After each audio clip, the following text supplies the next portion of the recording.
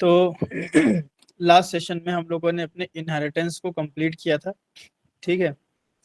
और बहुत सारी बात हम लोगों ने जानी थी इनहेरिटेंस से रिलेटेड, ठीक है। और अब हम लोग इनहेरिटेंस से ही निकला हुआ एक कंसेप्ट समझेंगे, जो अपने ऑब्जेक्ट ओरिएंटेशन का तीसरा पिलर बोल सकते हो, पॉलीमॉर्फिज्म, ठीक है। बहुत इंपॉर्टेंट है पॉलीमॉर्फिज्म। तो हेडिंग डाल लेते हैं हम पॉलीमॉर्फिज्म, ठीक है। पॉलीमॉर्फिज्म, सबसे पहले आप ये जान लें कि एक ग्रीक वर्ड है, ठीक है, जिसका मतलब होता है, देखो इसको अगर तोड़ोगे तो ये ऐसे बन जाएगा ना, पॉली एक हो जाएगा मॉर्फिज्म, ठीक है। तो पॉली मतलब होता है मैनी, ठीक है। मॉर्फिज्म मतलब होता है फॉर्म, ठीक है। तो इन शॉर्ट हम बोल सकते हैं कि पॉलीमॉर्फिज्म का मतलब हो गया मैनी फॉर्म्स, ठीक है। रियल टाइम में अगर मैं पॉलीमॉर्फिज्म अगर आपको समझाऊं कि रियल टाइम में आप पॉलीमॉर्फिज्म कैसे समझ सकते हो, क्योंकि ऊप्स का कंसेप्ट है, और ऊप्स के कंसेप्ट की एक खासियत ये है कि जितने भी ऊप्स के कंसेप्ट्स हैं वो सब के सब रियल वर्ल्ड से उठाए गए हैं, है ना। जैसे इनहेरिटेंस, विरासत हमने लास्ट सेशन में पढ़ा था, उस इनकैप्सुलेशन पढ़ा, क्लास पढ़ा, ऑब्जेक्ट पढ़ा, इसी तरह पॉलीमॉर्फिज्म भी है। रियल वर्ल्ड में पॉलीमॉर्फिज्म मतलब आप वहाँ, पॉलीमॉर्फिज्म मतलब ये हो सकता है कि कोई भी चीज हो जिसके कई सारे फॉर्म्स हों। फॉर एग्जाम्पल, एक जैसे मान लो एक ह्यूमन है, या एक एक ह्यूमन है, ठीक है। मेल या फीमेल कोई भी ले लो, मान लो मेल ले लो, एक ह्यूमन मेल मेल ह्यूमन है। अब इसके कई सारे फॉर्म्स है, ये टीचर भी हो सकता है ना, ये फादर भी हो सकता है, ये हमारा ब्रदर भी हो सकता है, और भी इसके फॉर्म्स अलग अलग प्लेसेस पे अलग अलग फॉर्म्स हो सकते हैं। इसी को बोलते हैं पॉलीमॉर्फिज्म। मतलब अब रियल वर्ल्ड में अगर एक ही इंसान के कई सारे फॉर्म्स हों तो उसका बेनिफिट क्या मिलता है कि एक ही इंसान कई सारे काम कर देता है। कंपनी वगैरह के अंदर देखो, एक एक डेवलपर है, उसके कई सारे फॉर्म्स हैं, वो फ्रंट एंड डेवलपर भी है, वो बैक एंड का काम भी करता है ना, बैक एंड डेवलपर भी है। इसी तरह वो सिस्टम डिजाइन भी जानता है ना। इसी तरह वो टेक सपोर्ट भी काम कर लेता है। इसी तरह जब नीड होती है, जब बहुत ज़्यादा एम्प्लॉयज आते हैं किसी पर्टिकुलर मंथ में, तो वो कई बारी कॉलिंग का भी काम कर लेता है। तो एक ही डेवलपर है, बट उसके कई सारे फॉर्म्स हैं, है ना। अक्सर आप देखोगे जो फ्रीलांसर्स होते हैं, फ्रीलांसर्स अक्सर मतलब अपने अंदर पॉलीमॉर्फिज्म की कैटेगरी रखते हैं। अब हम ही लोग फ्रीलांसिंग करते थे, तो हम ही भाई बिजनेस एनालिस्ट बन जाते थे। हम खुद बिजनेस एनालिस्ट की जैसे क्लाइंट से बात करते थे, अच्छा आपकी क्या रिक्वायरमेंट है, प्रोजेक्ट कितने दिन में आपको चाहिए, क्या टेक्नोलॉजी हम ये यूज करेंगे, अगर वो समझते हैं, जो भी उनसे हेल्दी टॉक हो पाती थी प्रोजेक्ट लेने के लिए, बिजनेस एनालिस्ट वाला रोल हम अदा करते थे। फिर उसके बाद जब प्रोजेक्ट मिल जाता था तो हम ही बैकएंड डेवलपर भी बन जाते थे, समझ रहे हो। तो एक ही इंसान कई बार, मेरा फ्रेंड फ्रंट एंड का काम सही से नहीं कर पाता था, तो हम फ्रंट एंड भी देखते थे टाइम मिलने पे, कि चलो यार यहाँ पे ये हो सकता है, यहाँ पे वो हो सकता है, टेम्पलेट्स ऐड करना ये वो। तो पॉलीमॉर्फिज्म का अगर सिंपल सा मतलब समझोगे तो होता है मैनी फॉर्म्स, ठीक है। सॉरी गाइस, थोड़ा तबीयत खराब है हमारी। अब अब ये तो आप समझ गए, ठीक है, कि मैनी फॉर्म्स होता है। कोड में मैनी फॉर्म्स का मतलब क्या हुआ, है ना। तो कोड में हम ये बोल सकते हैं कि अगर मेरा एक ऑब्जेक्ट, है ना, अगर मेरा एक ऑब्जेक्ट, ठीक है, या एक स्टेटमेंट कई सारे काम अलग अलग कर दे, तो हम बोलेंगे कि हमने अपने कोड में पॉलीमॉर्फिज्म अचीव किया है। ऐसा बोल सकता हूँ कि in Java, if if a single statement, एक ही स्टेटमेंट, है ना, in Java, if a single statement can perform many task, ठीक है, then we can say we have achieved polymorphism. ठीक है, समझ में आई बात? अगर एक ही स्टेटमेंट आपने लिखा हुआ है और उस एक स्टेटमेंट से आप कई सारा काम कर पा रहे हो, तो हम उसको बोलेंगे कि पॉलीमॉर्फिज्म हो रहा है। आप बताइए, अगर एक ही स्टेटमेंट से हम कई सारा काम करते हैं तो इसका फायदा क्या मिलेगा? हम्म। Code reusability. कोड रीयूजेबिलिटी, हाँ, लाइन ऑफ कोड कम होगा। नहीं, सेम कोड हम रीयूज, हाँ, आप बोल सकते हो कि सेम स्टेटमेंट हम रीयूज करेंगे, सही है, कोई दिक्कत नहीं जो आपने बोला। तो पॉलीमॉर्फिज्म में होगा क्या, एक ही स्टेटमेंट, अगर मान लो एग्जांपल के तौर पे मेरे को 5 काम करना है, 5 काम के लिए मैंने स्टेटमेंट 1 बनाया, फिर स्टेटमेंट 2 बनाया, स्टेटमेंट 3, स्टेटमेंट 4, स्टेटमेंट 5। 5 स्टेटमेंट से 5 काम हो रहे हैं। अगर मैं पॉलीमॉर्फिज्म अचीव करूंगा तो 5 की जगह एक ही स्टेटमेंट से सारा काम हो जाएगा, तो लाइन ऑफ कोड कम होगा। तो हम यहाँ लिख सकते हैं कि it reduces the line of code, है ना। पॉलीमॉर्फिज्म अगर आप अचीव करते हो अपने कोड में तो लाइन ऑफ कोड कम होता है। ठीक है, it reduces the line of code. अच्छा, अब पॉलीमॉर्फिज्म की भी टाइप्स होते हैं, ठीक है। ये तो आप समझ गए कि पॉलीमॉर्फिज्म क्या होता है। अब इसके टाइप भी समझ लो, 2 टाइप होते हैं पॉलीमॉर्फिज्म के। It has it has two it has two types.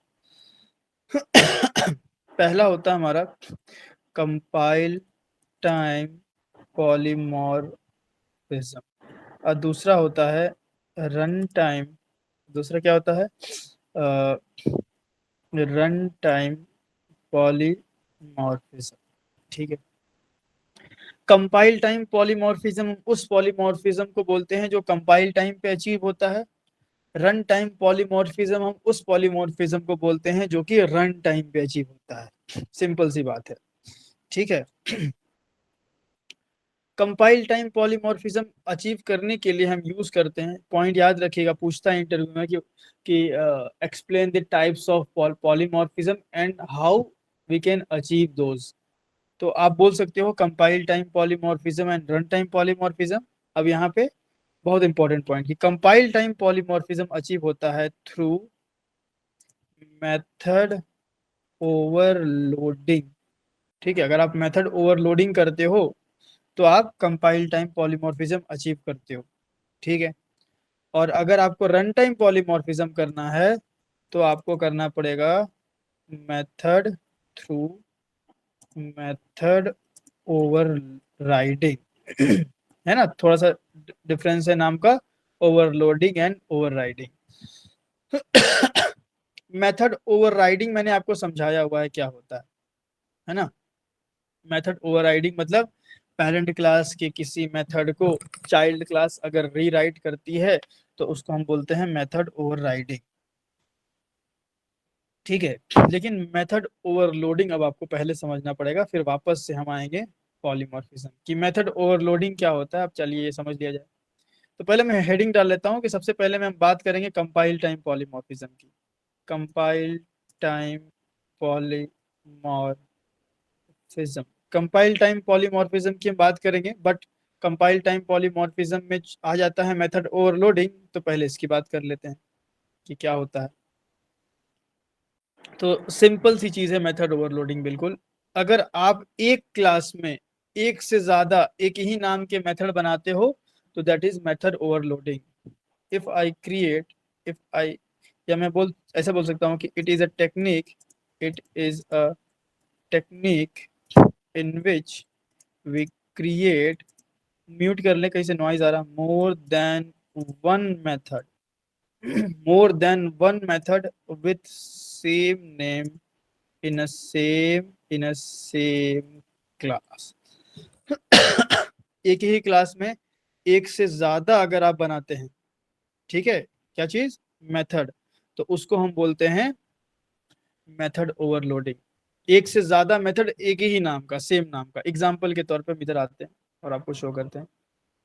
तो ये पेरेंट चाइल्ड वाला मामला हटा लेते हैं, ये भी हटा लेते हैं हम, ठीक है। और यहाँ पे मैं कुछ मेथड बनाता हूँ एक ही नाम का। तो क्या बना लिया जाए, पब्लिक वॉइड सपोज m1 नाम का हमने मेथड बनाया, ठीक है, और इसके अंदर लिख दिया sysout m1, ठीक है। अब भाई m1 नाम का मेथड तो आपने बना लिया, ठीक है। अब अगर आपको दूसरा m1 नाम का मेथड बनाना है, मैं इसका नाम देता हूँ am1 ना, am1, दूसरा m1 नाम का मेथड बनाना है तो आप एग्जैक्टली सेम नहीं बना सकते, एरर आएगा, ठीक है। तो अब हमें नाम सेम रखना है, मेथड ओवरलोडिंग क्या बोलता है, नाम सेम होगा। तो हम क्या कर सकते हैं, पैरामीटर बदल सकते हैं, ठीक है। मतलब अगर आप पैरामीटर चेंज कर देते हो तो आसानी से आप मेथड ओवरलोडिंग कर पाओगे। इसको हम कॉल करके आपको दिखा देते हैं, न्यू कार एंड ये हो गया कार, मैंने किया कार डॉट m1। आप बताइए कौन सा चलेगा? हम्म,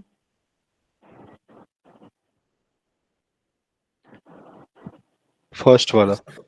हाँ फर्स्ट वाला चलेगा, क्योंकि हमने कोई भी यहाँ पे आर्गुमेंट नहीं पास किया, तो ये वाला चलेगा। तो यहाँ bm1 लिख देते हैं और रन करते हैं, ठीक है। तो ये हो गया। अब यहाँ पे और नियम याद रख लीजिए, ये भी हो सकता है कि भाई आ, ऐसा भी हो सकता है कि यहाँ भी इंट ए हो, ठीक है, तब तो एरर आ जाएगा, ठीक है। लेकिन मान लीजिए यहाँ पे इंट ए है, फ्लोट बी है, ठीक है, तो आप सीक्वेंस भी बदल सकते हो, फ्लोट ए कॉमा इंट बी, ऐसा भी आप कर सकते हो। इस हिसाब से आप मुझे बताइए कौन सा चलेगा। मैंने एक वैल्यू भेजी 10.6f, 90, am1 या bm1? सेकेंड वाला सर। bm1, सेकेंड क्योंकि वाला। हाँ, तो ये आपको ध्यान रखना है कि आप आइदर सीक्वेंस बदल सकते हैं या आप नंबर ऑफ पैरामीटर्स को बदल सकते हैं, है ना। डिफरेंट नंबर ऑफ पैरामीटर कर लीजिए या डिफरेंट सीक्वेंस कर लीजिए, आपका मेथड ओवरलोडिंग हो जाएगा। अच्छा, अब यहाँ पे आप मुझे ये बताइए कि एक और मैं बनाऊं सेम ऐसा ही, और इसका रिटर्न टाइप अगर मैं कर लूं इंट, तो क्या मेथड ओवरलोडिंग होगा या नहीं होगा?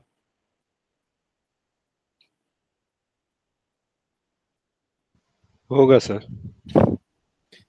देखिए मेथड ओवरलोडिंग जब भी हम करते हैं, है ना, जब भी हम मेथड ओवरलोडिंग करते हैं, हम इस बात का ख्याल रखते हैं कि कॉल करते समय कंफ्यूजन नहीं क्रिएट होना चाहिए।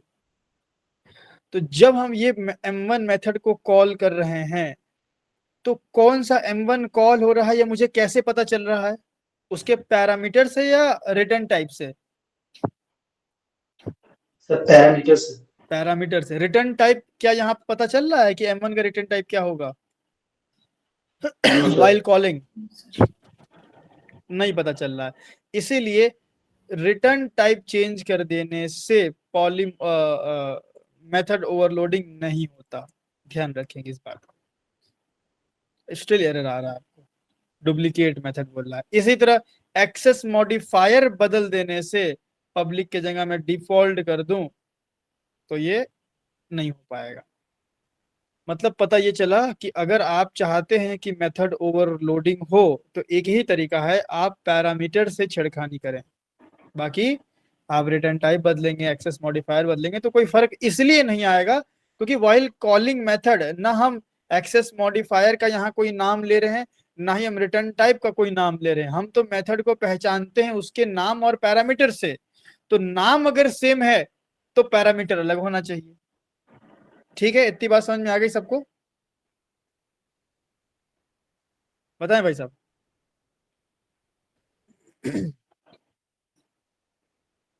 मेथड ओवरलोडिंग क्लियर हुआ? Yes sir. चलो, अब आते हैं कंपाइल टाइम पॉलीमॉर्फिज्म पे। तो यार मेथड ओवरलोडिंग जो हम कर रहे हैं ना, यही कंपाइल टाइम पॉलीमॉर्फिज्म है। कैसे भाई साहब? देखो, मैं थोड़ा सा ना चेंज करता हूँ, मैं यहाँ पे इंट ए कर लिया मैंने ना, इंट ए, यहाँ मैंने कर दिया फ्लोट ए, ठीक है, फ्लोट ए, और यहाँ मैं लिख देता हूँ लॉजिक 1, ठीक है, लॉजिक 1, और यहाँ मैंने कर दिया लॉजिक 2, ठीक है, लॉजिक 1 एंड लॉजिक 2, एंड यहाँ पे हम कर लेते हैं एक और यहाँ हमने कर लिया बूलियन ए एंड लॉजिक 3, तीनों हमारा M1 मेथड है। अब देखिए जब हम कॉल कर रहे हैं, ठीक है, जब हम कॉल कर रहे हैं तो हमने लिखा है कार डॉट M1, ठीक है, और उसके अंदर मैंने एक वैल्यू पास करी 10 पास किया तो मेरा ये वाला मेथड पूरा चल गया। अब मेरे को अगर मैं एक मतलब 10 पास करने पे एक ही सेम स्टेटमेंट है, जस्ट हमने डेटा टाइप चेंज किया, राइट, मतलब अंदर का डेटा का टाइप चेंज किया है बस, तो स्टेटमेंट वही है कार डॉट M1, एक ही स्टेटमेंट से हम ये वाला मेथड चला पा रहे हैं। अब अगर मुझे नीचे वाला लॉजिक 2 चलाना है तो क्या मुझे स्टेटमेंट बदलना पड़ेगा या बस डेटा टाइप बदल दें?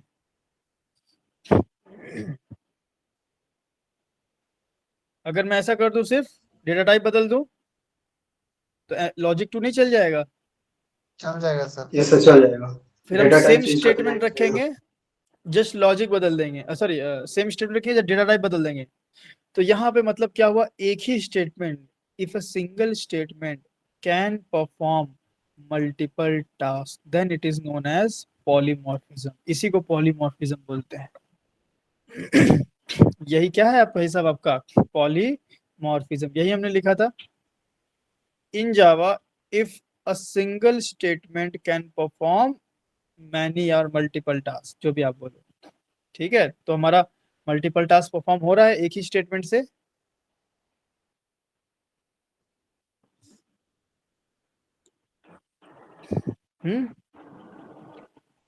हो रहा है ना भाई साहब? जी सर। Yes sir.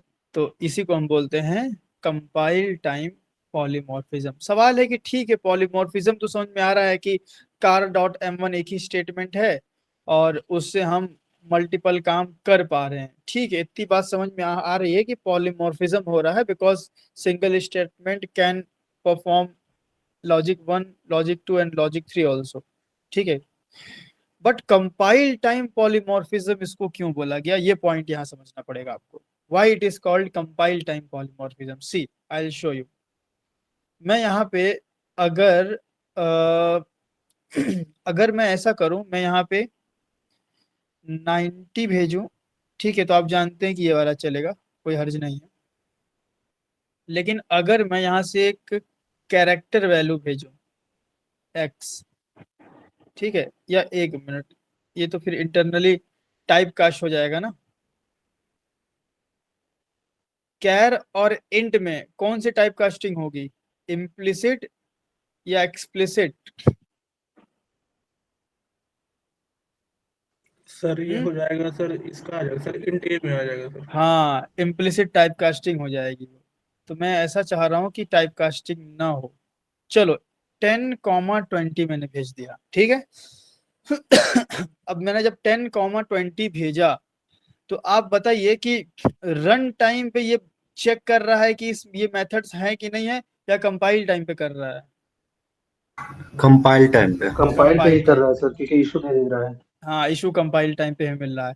मतलब पता ये चला कि जब भी हम इसके बीच में कोई डेटा देते हैं तो वो जो पॉलीमॉर्फिज्म हो रहा है, वो जो मेथड की चेकिंग हो रही है ना, वो कंपाइल टाइम पे ही स्टैब्लिश हो जा रही है। ध्यान रखिएगा, जब भी हम किसी ऑब्जेक्ट के रेफरेंस से किसी मेथड को चलाते हैं तो वो मेथड एग्जिस्ट करता है कि नहीं करता है, वो चेकिंग कंपाइल टाइम पे ही हो जाती है। सो आप यहाँ पे देख रहे हैं कि भाई जब ये दो पैरामीटर वाला मेथड चेक करने गया, दो इंट टाइप का पैरामीटर है ही नहीं, तो ये एरर शो कर दिया कंपाइल टाइम पे ही। क्या ये इस बात का सबूत नहीं है कि ये पॉलीमॉर्फिज्म कंपाइल टाइम पे हो रहा है? बताइए। Yes yes sir. बस यही रीजन है, इसलिए इसको कंपाइल टाइम पॉलीमॉर्फिज्म बोलते हैं। सो लिख सकते हैं आप यहाँ पे कि it is called compile time polymorphism, या ऐसे डायरेक्ट लिखते हैं it occurs eight compile time, ठीक है। ये कंपाइल टाइम पे होता है, इसीलिए इसको हम कंपाइल टाइम पॉलीमॉर्फिज्म बोलते हैं। चलो, ये कंपाइल टाइम पॉलीमॉर्फिज्म में तो कोई बड़ी बात थी नहीं, बहुत सिंपल सी बात है। चलिए इसको हम कॉपी कर लेते हैं।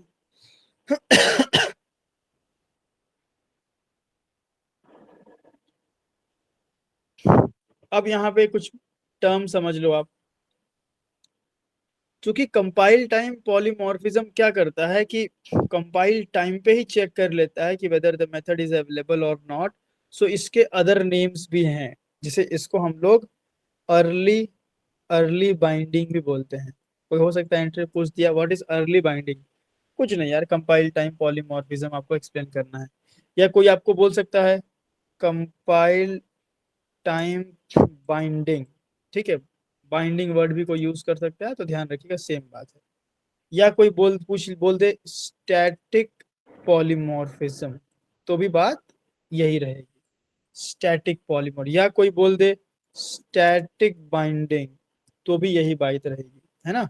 तो ये सारे जो नेम्स है वो कंपाइल टाइम पॉलीमॉर्फिज्म की ही है ना। अर्ली बाइंडिंग क्योंकि कंपाइल टाइम पे ही काम होगा, कंपाइल टाइम बाइंडिंग या स्टैटिक पॉलीमॉर्फिज्म या स्टैटिक बाइंडिंग, ये ध्यान रखिएगा।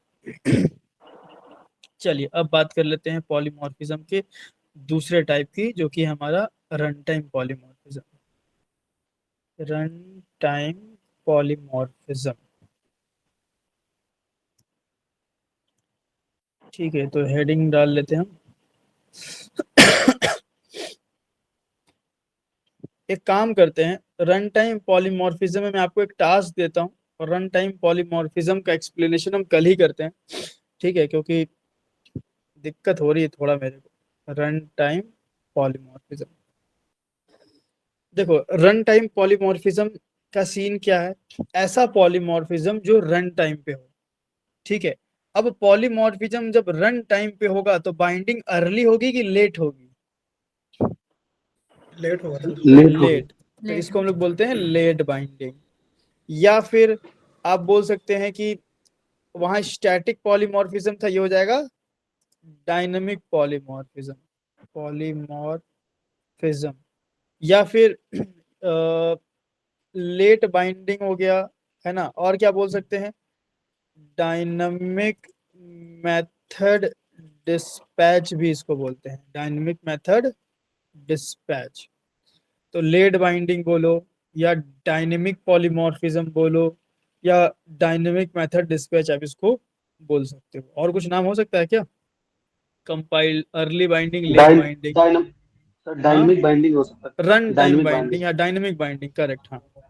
रन टाइम बाइंडिंग या डायनेमिक बाइंडिंग, ये कुछ आप नेम्स ध्यान रख लें, रिलेट करके आप नेम बना भी सकते हो, ठीक है। Static dynamic binding, static dynamic polymorphism, तो ठीक है।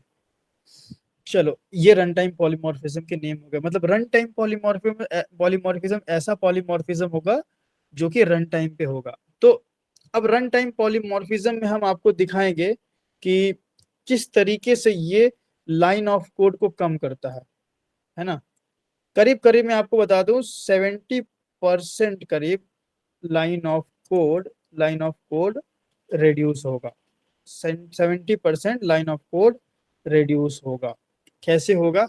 अब इसके लिए आपको एक थोड़ा बड़ा प्रोग्राम बनाना पड़ेगा। मैं आपको एक टास्क देता हूं जो आप लोग बनाइएगा। नेक्स्ट सेशन में हम क्या करेंगे, उसी उसी प्रोग्राम को पॉलीमॉर्फिज्म में कन्वर्ट करेंगे। तो एक हम टास्क आपको देते हैं जो नॉर्मल इनहेरिटेंस से होगा, जिसमें कोई भी हम पॉलीमॉर्फिज्म अचीव नहीं करेंगे, ठीक है। आप बिल्कुल नॉर्मल इससे इनहेरिटेंस के लॉजिक से बनाओगे, फिर उसी सेम कोड को पहले नॉर्मल इनहेरिटेंस के लॉजिक से बनाओगे, लाइन ऑफ कोड काउंट कर लेना, 100 होगा, 200 होगा, जो भी होगा। फिर उसी को जब हम पॉलीमॉर्फिज्म में कन्वर्ट करेंगे, आप देखेंगे लगभग 60 to 70% line of code reduce होगा। तो टास्क क्या है? टास्क एक है नॉन पॉलीमॉर्फिक प्रोग्राम का, जिसमें कोई पॉलीमॉर्फिज्म नहीं होगा, नॉन पॉलीमॉर्फिक प्रोग्राम, ठीक है। मैं पेंट में समझा देता हूँ टास्क अच्छे से।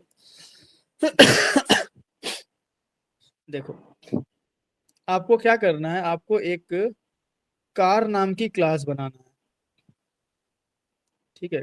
कार नाम की क्लास बनाना है, ये हो गया कार सबको बनाना है भाई, क्योंकि ये आप बनाओगे तभी अगला सेशन सही से समझ में आएगा, अदरवाइज तो फिर ऊपर से ही जाने वाला है ना, क्योंकि बहुत सारा काम करेंगे तो बनाए रहोगे तो आपको यूज टू रहेगा। कार नाम की क्लास में हम कई सारे मेथड बनाएंगे, जैसे एक एक कलर बना लेंगे, कलर, ठीक है, स्पीड, ठीक है, कलर हो गया, स्पीड हो गया, माइलेज हो गया, ठीक है, इंजन हो गया, ठीक है, फ्यूल हो गया, एआई हो गया, ठीक है, और क्या बोल सकते हैं, कुछ बताओ यार, कार के अंदर और क्या डाला जा सकता है। ड्रिफ्ट। हाँ, ड्रिफ्ट, हाँ चलो ठीक है, एक ड्रिफ्ट मेथड हो गया, ठीक है, और पावर ब्रेक हो गया एक, या ब्रेक लगा देते हैं, ब्रेक का कुछ कोड होगा, BRACKE होता है कि के तक होता है, सही है स्पेलिंग? सर के तक ही होता है। अच्छा के तक ही होता है, बताओ यार, ब्रेक का स्पेलिंग नहीं पता, जावा पढ़ा रहे हैं हाँ? तो हमें याद ही नहीं, याद ब्रेक BRAKE लग रहा है, पता नहीं, चलो आप बोल रहे तो 1 2 3 4 5 6 7 8 लाइट हो गया सर। ना। हाँ लाइट। हाँ, एक हम कर लेते AC, ठीक है, और एक लाइट। इतनी चीजें हो गई कार क्लास, 10 मेथड हमें बनाना था, 1 2 3 4 5 6 7 8 9 10। अब आपको करना क्या है, इस कार क्लास की चाइल्ड क्लास बनाना है, क्योंकि देखो रन टाइम पॉलीमॉर्फिज्म अचीव होता है मेथड ओवरराइडिंग से, मैं लिखा हुआ है यहाँ पे, ठीक है, यहाँ पे मेथड ओवरराइडिंग। तो आपको क्या करना है, अब देखो आपको करना क्या है, ये कार क्लास आपके पास बनी बनाई है अब आपके पास मान लो और भी क्लासेस आई, जैसे एक आई BMW, ठीक है, एक BMW आई, तो आपको क्या करना है, BMW के अंदर ये सारे फीचर्स रखने हैं, तो आपने सारे मेथड ओवरराइड करवा दिए, सारे मेथड ओवरराइड कर लोगे BMW में, यस सर। है ना। इस वाले में खाली सिस आउट कलर लिख देना, सिस आउट स्पीड लिख देना, सिस आउट माइलेज लिख देना, जो मेथड का नाम है वही सिस आउट में लिख देना। इसमें क्या लिखना, BMW colour, BMW speed, BMW mileage, इस तरह से लिख देना, ठीक है। और इसी तरह फिर से एक कार आई स्विफ्ट, इसमें भी आपको सारे मेथड ओवरराइड कर लेने। फिर एक और मान लो आ गया ऑल्टो मान लो, ठीक है, ऑल्टो में AI भी आ गया ना, चलो बढ़िया। और कम से कम हमें 5 क्लासेस चाहिए, ठीक है, तो फाइटर सर। हाँ जी, थार, और एक ले लेते हैं हम कार, ठीक है, टाटा कार। अब हुआ क्या भाई यहाँ पे कि सारे मेथड आपको इन सारी क्लासेस में ओवरराइड करने हैं, पहला तो काम आपको यही करना है, ठीक है, क्योंकि हमारा ऐसा टास्क है कि भाई बहुत सारी कंपनीज आई हैं और उनके अंदर आपको मतलब ये इतने सारे फीचर्स डालने हैं, तो आपने क्या किया, पहले से मेथड बना के रखा और सब में ओवरराइड करवा दिया। आप बोलेंगे क्या फायदा है ओवरराइड कराने का, भाई हम डेडिकेटेड मेथड सब में बना लेते हैं, इसमें भी अलग इसमें भी अलग बना लेते हैं। फायदा आपको क्या मिलेगा, रन टाइम पॉलीमॉर्फिज्म का फायदा मिलेगा। अगर आप BMW में भी 10 मेथड बना लेते, स्विफ्ट में भी 10 मेथड बना लेते, तो पॉलीमॉर्फिज्म नहीं होता, मेथड को आपको ओवरराइड ही करना है। उसका फायदा आपको कल के सेशन में दिखेगा, है ना। तो क्या करना है आपको, 10 मेथड को सब में ओवरराइड कर लेना है। ओवरराइड करके क्या क्या लिखना है बताइए, कलर में सर क्या लिखेंगे। BMW हाँ वाले में BMW का कलर लिखेंगे, स्विफ्ट में स्विफ्ट का, अल्टो में करेक्ट, अल्टो का BMW colour. Colour, Swift colour, और ऐसे लिख देंगे, सारा लिख दिया आपने। अब ये तो फीचर्स हो गए ना यार, लाइन ऑफ कोड कम करने के लिए फीचर्स नहीं घटाए जाते हैं कि यार एक काम करते हैं AI गायब कर देते हैं, ब्रेक हटा देते हैं, AC हटा देते हैं, नहीं नहीं, फीचर्स नहीं गायब किए जाएंगे। लाइन ऑफ कोड कहाँ कम होगा, इस लॉन्च में। फिर आप एक लॉन्च क्लास बनाएंगे। अभी लॉन्च क्लास में आपको करना क्या है, लॉन्च क्लास में आपको करना यह है कि आपको इन सारे क्लासेस का ऑब्जेक्ट, कार को छोड़ के, ध्यान रखिएगा, कार को छोड़ करके, क्योंकि मेन तो ये 5 है ना आपके पास, है ना, 5 कार है मेन, ठीक है। तो इन पांचों का आपको ऑब्जेक्ट बनाना है, ठीक है। Create object, create object of child classes, ठीक है। आपको चाइल्ड क्लासेस का ऑब्जेक्ट बनाना है। कितना ऑब्जेक्ट बनेगा यहाँ पे? 5 बनेंगे। 5 लिखिए ऑब्जेक्ट, 5 एंड उन पांचों से कॉल ऑल मेथड्स, पांचों से सारे मेथड कॉल करना है। तो आप देखेंगे लॉन्च क्लास बहुत सारे लाइन ऑफ कोड दिखेंगे आपको। फिर जब हम पॉलीमॉर्फिज्म अचीव करेंगे तो इसी सेम कोड को हम भी बना के रखें, आपके सामने बनाए कल जैसा बोली, कल बना दीजिए, आपकी तबीयत आज खराब है। ठीक है, लाइव बना देंगे। तो यही कोड हम भी आपके सामने बनाएंगे और फिर इसी कोड को पॉलीमॉर्फिज्म में हम कन्वर्ट करेंगे। बट पॉलीमॉर्फिज्म में कन्वर्ट करने से पहले आपके पास नॉन पॉलीफॉर्मिक कोड होना चाहिए, क्योंकि नॉन पॉलीमॉर्फिक कोड जब आप बनाओगे ना, तभी आपको समझ में आएगा कि पॉलीमॉर्फिज्म ने कितना काम किया है, कितना लाइन ऑफ कोड कम किया है। तो तब आपको ये भी समझ में आएगा कि हाँ यार, पॉलीमॉर्फिज्म का कितना बेनिफिट है। नहीं तो आपको लग सकता है कि यार क्यों हम झूठ मूठ का मेथड ओवरराइड कर रहे हैं, इनहेरिटेंस से काम तो हो ही रहा है, इनहेरिटेंस से काम हो जा रहा है, लेकिन without polymorphism line of code बहुत ज्यादा होता है। तो आप ये बनाइएगा, कल इसी को पॉलीमॉर्फिज्म में जब कन्वर्ट करेंगे ना, पिक्चर सारी क्लियर हो जाएगी कि पॉलीमॉर्फिज्म कितना पावरफुल कंसेप्ट है, ठीक है। तो ये काम आप लोग कर लीजिएगा। आज अपनी तबीयत थोड़ी सही नहीं है, नहीं तो हम लोग आज ही निपटा देते। सर जो मेथड है उसको इनकैप्सुलेट भी करना है। कुछ नहीं करना है, सिर्फ सारे मेथड ओवरराइड करके पांचों का ऑब्जेक्ट बना के मेथड कॉल करना है। समझ गए? ठीक है सर। सिंपल, चलिए।